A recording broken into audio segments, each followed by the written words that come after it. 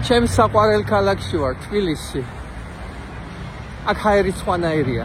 მაინც ჩემია და ჩემი მე ყოველთვის უფრო მიყვარს. საკმაოდ საინტერესოა, როდესაც პორტუგალიიდან და საბერძნეთიდან უშუალოდ თბილისში ჩამოხვალ. რამე თუ შეიძლება პირდაპირ შეადარო რაღაცეები და რაღაც პატარ-პატარა რამეები უკეთესად გაიგო ადამიანმა. აი მაგალითად თუნდაც რამდენად კარგი მოწაფეები ვართ ევროპულობის ნიშნებში, ასე ვთქვი, რამდენად ევროპულები ვართ. კლასში დავრჩით. აი ესეთი განცდა მაქვს, რომ ჩვენი ქვეყანა ჩარჩა საშემოდგომოზე და შეიძლება საშემოდგომოც ვერ ჩავაბაროთ და ჩავრჩეთ კიდევ ერთ კლასში, კიდევ ერთი წლით. ან ვინ იცის კიდევ რამოდენიმე წლით. ნუ მე ასე მგონია, რომ 12 წელი ერთი და იგივე კლასში ვარ ჩარჩენილები, მაგრამ ახლა საერთოდ უიმედობის განცდაც დამებადა. აი კინაღამ მანქანამ გადამიარა. ეს არის თბილისი. ხედავს გადასასვლელზე ადამიანი მოძრაობს, მოკრის თავისი შავი პრადოთი და გონია რომ შეიძლება უბრალოდ ყველა სიცოცხლის გამოასალმოს, ოღონდ თვითონ გაიაროს. აი სანამ ასე ვიქნებით, სანამ ჯიკაობას, ურიგოთ გადახტომას, ერთმანეთის არ დათმობას, აი სანამ ამებს არ გადავეჩვევით, ოროსნები ვიქნებით. აი მასწავლებელს რომ მქონდა ხოლმე განცდა, ხომ იცით სკოლაში ალბათ გახსოვთ, ცუდ ნიშანს რომ მიიღებდით და მე არადა მასწავლებელს რომ ძალიან უყვარხართ და რომ გეტყვიან, იცი რა, მშობლებს რომ დაიბარებენ და მშობლებს რომ ეტყვიან. აი ძალიან ნიჭიერი ბავშვი ყავთ. ძალიან ბევრი შესაძლებლობა აქვს, მაგრამ ზარმაცობს, მაგრამ შრომა არ უყვარს. აი ასე ვართ როგორც ქვეყანა. ძალიან ნიჭიერები ვართ. ყველაფერი შეგვიძლია, მაგრამ დაღლილები ვიბადებით უკვე დაღლილები ვართ. და ძალიან გვიყვარს დროს ტარება. დროს ტარება მეც მიყვარს, მაგრამ შრომის შემდეგ. ასე რომ თელმა ქვეყანამ უნდა ვისწავლოთ, რომ ვიყოთ ჯერ ხუთოსნები მოსწრებაში, აკადემიურ მოსწრებაში და მერე უკვე ვატაროთ დრო. და აი ახლა რაც ხდება საქართველოში, საერთოდ არათუ აწმყო, საერთოდ მომავლის ქურდობა არის. არ გამოჩნდა ერთი ადამიანი, არც ოპოზიციაში, არ გამოჩნდა ერთი ადამიანი, ვინც თავის თავზე აიღო პასუხისმგებლობა, რათა გაუძღვეს ამ ხალხს. და ჩვენი ხალხი, რომელიც ცდილობს თავი დააღწიოს ამ მდგომარეობას, რომელიც დღეს არის, ორი გამოსავალი აქვს. ან გაჩუმდეს, ან წავიდეს საზღვარგარეთ. აი 12 წელი ძალიან დიდი დროა, ჩემო კარგებო. თუ ძალიან მოგწონთ ის, რაც დღეს ხდება, ის ხალხი მშვენივრად გრძნობს თავს. ანუ ორი პარალელური საზოგადოება არსებობს საქართველოში.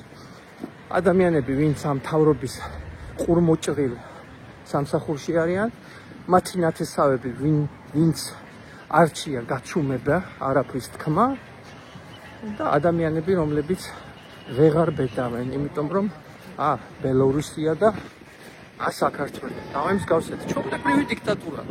ჩვეულებრივი. ასე რომ გაიღვიძეთ. აი თბილისური კოლორიტები.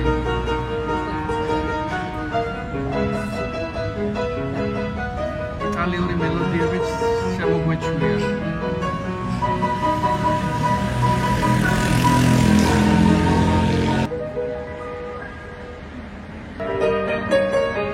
აი ეს არის ჩვენი ქვეყანა, ჩვენი ჯიგარი, არ დაგავიწყდეთ.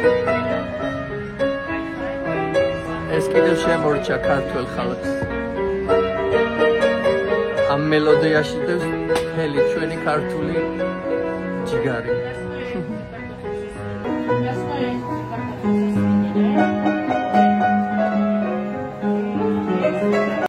ჩემი თბილისის ქალაქი, ეს არის თბილისის ერთ-ერთი ყველაზე ულამაზესი კუთხე, ვაკის პარკი. ვაკე, იქით ვაკე აღარაა წესით. ნუ ვაკეა, მაგრამ წესით აღარაა ვაკე. აი ვაკე იქით არის. და ყველაზე მიმზიდველი უძრავი ქონებაც იქით არის. წავედით.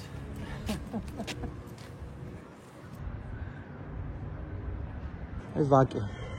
აქ არის ყველაზე მიმზიდველი უძრავი ქონება საერთოდ. ფასები აქ აუცილებლად გაიზრდება. გახსოვთ ესეთი გამოთქმა prime on prime. აი ეს არის ზუსტად ეს შემთხვევა, როდესაც prime real estate on prime location. აი ეს არის. ეს რა ლამაზი სახლია. ეს ახალი აშენებულია, ხო? ეს ოფისები. ოფისებია? ხო. მთლიანად. ვაუ. Very cool.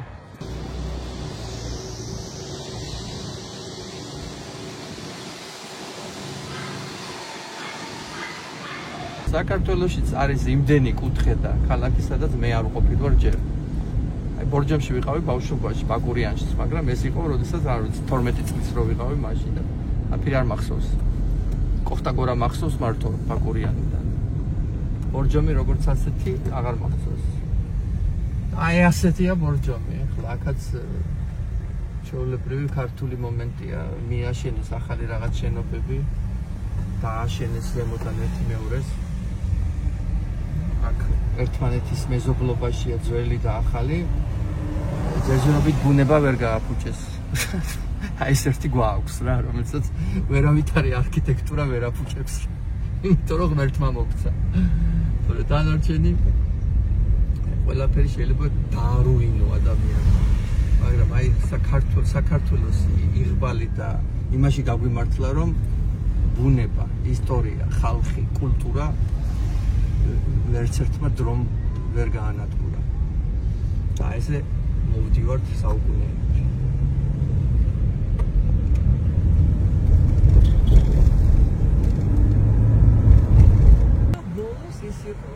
ეს სად ვართ რა? ბირჟაზე რომ ხომ არის ეს საყოველთაოდ ცნობილი აბასთუმანი და გზა არ არის ჯერ გაყვანილი. ჩემთვის შენებლობა მიდის ახლა მოგინა რომ ხა პროვოკატორი. პროვოკატორი რატო ვარ?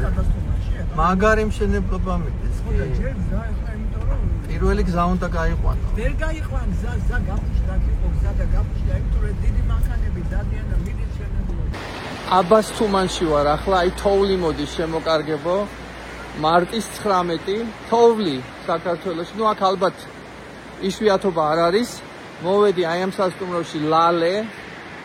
კარგი სასტუმროა, აი საოჯახო სასტუმრო, ძალიან სადა, სუფთა, ახალი აშენებული. მე მგონი თავის სამუშაოს ასრულებს და საკმაოდ ბიუჯეტიანიც არის და ასე რომ თუ აბასთუმანში აღმოჩნდებით, ჯერჯერობით აქ არ არის დიდი არჩევანი, მაგრამ ეს საკმაოდ კარგი ადგილია, სადაც შეიძლება გაჩერდეთ. ჩვენი სასტუმროს ოთახი, ну ოთახი კი არა, ორი ოთახია, საკმაოდ სივრციანი და საკმაოდ მყუდრო. მართალი გითხრათ, ცოტა გამიკვირდა კიდევაც. აი უკან ჩვენი აივანი კლდეს ებჯინება, კლდეს.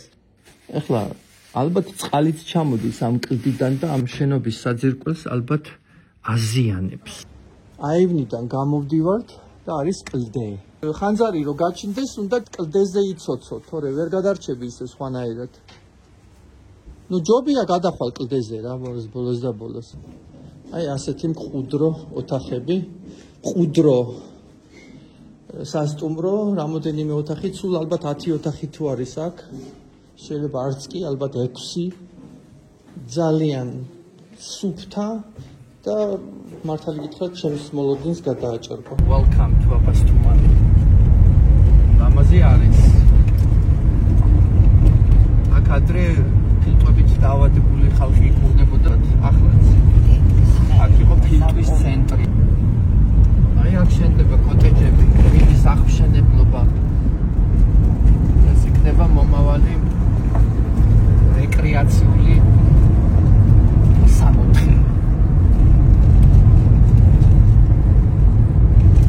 აი ტროტუარიც გაკეთდა, ეხით მოსიარულეთათვის.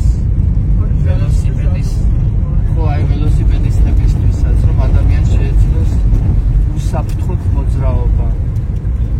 რაღაც ის იქნება რა, კოლოსალური უმშვენიერესი ადგილი. შენდება თანამედროვე შენობები. და კიდევ ბევრი რამ. აქ არის რესტორანი და ბარი იფანი. მეგობრების სახლი, იყიდება თან მეგობრების სახლი. აი ეს რა ლამაზი შენობა. ახალი განესწავლებული გახდენილი. ხო, საინტერესოა თავრობა. რამდენი რაღაც აუშენებიათ აქ. მიმდინარეობს შენება ყველგან. ყველგან მიდის შენება. ნუ ეს მეტი წილი ზაფხულის კურორტი იქნება, ხო? ლამპიონებიც გააკეთეს, ანუ განათებული გაჩირაღდნებული არის აქაურობა. მშვენიერი შენობა, ალბათ ადრე იყო სკოლა. ეხლა არ ვიცი რა არის, ან რა იქნება. აი ეს რა არის? დაშენდება ეს გრანდიოზული. ნუ მე რაღაც ვარაუდით ხვდები რა შენდება და ვისი შენდება, მაგრამ ხო შენდება და თავარი ეგა, ხო? ეს იქნება ალბათ რაღაც 5 ვარსკვლავიანი პარაგრაფი ან 7 ვარსკვლავიანი სასტუმრო, რაღაც გრანდიოზული.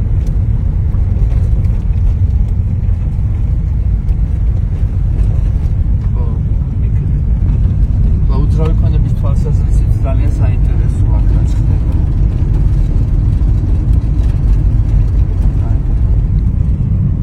ჯერ არ არის სიტყვა დამთავრებული, მაგრამ I'm sure it's gonna be great.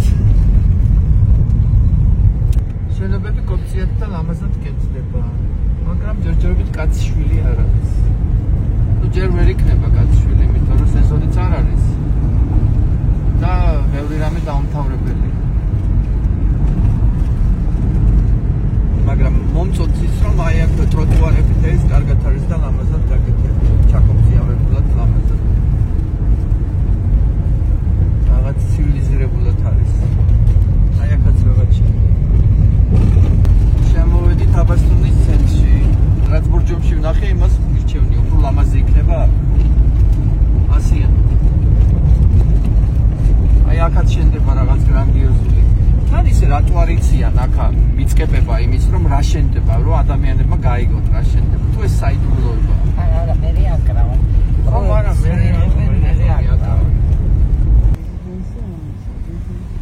ხო, და ის რეზიდენცია სად იყოს? აი იქ. იქნება პერსპექტიული ტერიტორია. ანუ მე როგორც ხვდები, მანქანა უბრალოდ პირდაპირ უნდა გააუჩერო და ეგ არის. ჩამოვედი ახლა ჩემს ვენახში და გავიხედოთ იქით და ვიღაცამ არ ვიცი ახლა ეს გეგმაზომიერია თუ ასეც უნდა იყოს, მაგრამ ცეცხლი უკიდია აქაურობას. არ ვიცი ვინ წაუკიდა ცეცხლი ეს დაგეგმილია ასე თუ ვიღაცას გაეპარა ცეცხლი, მაგრამ რაღაც ძალიან დიდი ალია და ესეთი კონტროლირებადი როგორ არის თუ ესე მოუკიდეს. არ ვიცი რა, იმიტომ რომ მე კალიფორნიის ხანძრების შემდეგ ცოტა ფრთხილად ვიქნებოდი. ადვილად შეიძლება მოედოს ალი სამეზობლოებს და სამეზობლო მე ვარ. ჩემი ვენახია სამეზობლო. არ ვიცი ხა ვიცი ვხედავ რომ ეს არის რაღაც ჩალა არის და ცდილობს რომ ეს ჩალა მოწვას, მაგრამ არ ვიცი რამდენად უსაფრთხოა. საქართველოში ვარ, ჩემს მშობლიურ უჯარმაში. ამოვედი მამაჩემის საფლავზე, აი აქ ზემოთ არის სასაფლაო. ხო და ნუ თვალებში მომხვდა ის რომ ვითარდება უჯარმა იქ სადაც ადრე საერთოდ არ იყო სოფელი, ახლა უკვე სახლები აშენდა და რეკრეაციული თვალსაზრისით უჯარმა არის მშვენიერი ადგილი. აი ეს გზა ადრე ჩემს ბავშვობაში იყო უკაცრიელი, აქ არაფერი არ იყო. ეხლა ნახეთ ღობეებია უკვე, იქით კოტეჯები შენდება, ალბათ ეს ტურისტული ატრაქციონი იქნება ადამიანებისათვის. და ეს რაც შემოღობილი აქ სახლები შენდება. ავიდა სოფელი უკვე თითქმის საფლავებამდე. აი ხედავთ. სასაფლაო. ამოვიდა აქ ყველაფერი. ნებისმიერი მიწის კუნჭული, ნებისმიერი მიწის ნაკვეთი უკვე ათვისებულია. აი ეს სახლიც ახალი ჩადგმულია. ვიღაცა მიყიდა ნაკვეთი, ამუშავებენ, მოდიან ადამიანები ცხოვრობენ. ეს სახლი ხის სახლია და ჩაიდგა, ხო აი? მარტო ამერიკაში არ შენდება ხის სახლები თურმე. ასე ვითარდება უჯარმა, ეს არის ქალაქიდან, ანუ თბილისიდან მხოლოდ 40-50 წუთის დაშორებით. აქ შენდება კიდე სახლი. ესე ვიცით ქართველებმა. ავაშენებთ კედლებს, მერე დავტოვებთ, ფული გაგვითავდება, მერე ისევ გავაგრძელებთ მშენებლობას, ისევ მივატოვებთ, ისევ გაგვითავდება ფული, მაგრამ პირველ რიგში ღობეებს ვაკეთებთ. აი ეს ღობე საკმაოდ ძვირადღირებულია, ხო? არა და რა თქვინდა ღობების განვიცავთ თავს. გამარჯობა საქართველო, დავბრუნდი ისევ ჩიკაგოში. ავიღე მანქანა და კიდევ 4 საათი მინდა იქამდე რომ მივიდე ჩემს ქალაქში, მაგრამ როდესაც ბენზო გასამართ სადგურს ევიდექი და ბენზინს ვასხავდი მანქანაში, უბრალოდ მიმოვიხედე აქეთ-იქით და ვიგრძენი რომ რაღაცნაირად არ მიხარია ამერიკაში დაბრუნება. ეს ყოველთვის ასე ხდება, როდესაც საქართველოდან ბრუნდები. რაღაცნაირად თითქოს გული დამრჩება ხოლმე საქართველოში და სული და ფიზიკურად აქ ვარ ამერიკაში. ვუყურებ ამ გარემოს და ვფიქრობ, რა მინდა ამ რობოტების ქვეყანაში, ამ ფულის ქვეყანაში, ამ ძივივით აწყობილ ქვეყანაში, სადაც არაფერი არ არის ისეთი მნიშვნელოვანი, როგორც ფული და ფულის კეთება და ადამიანებიც ისე ჩართულები არიან ამ ფულის კეთებაში, რომ თითქოს სხვა დანარჩენი აღარ არსებობს.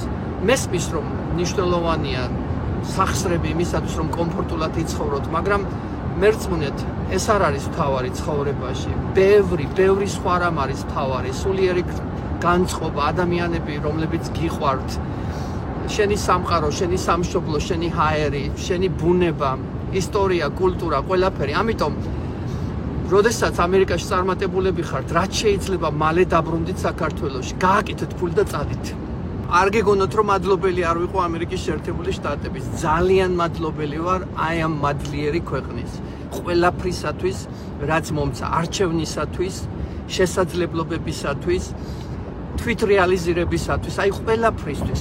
მაინც ქართველი კაცი, იქ დაბადებული კაცი ცოტა სხვანაირია. ჩვენი შვილები უკვე სხვა თემაა. ისინი აქ დაიბადნენ, აქ გაიზარდნენ, შეიძლება იმათ არ მოუნდათ საქართველოში დაბრუნება. ან უბრალოდ არ მოუნდათ იმ ქვეყანაში დაბრუნება, სადაც ჯერ არ არის დალაგებული.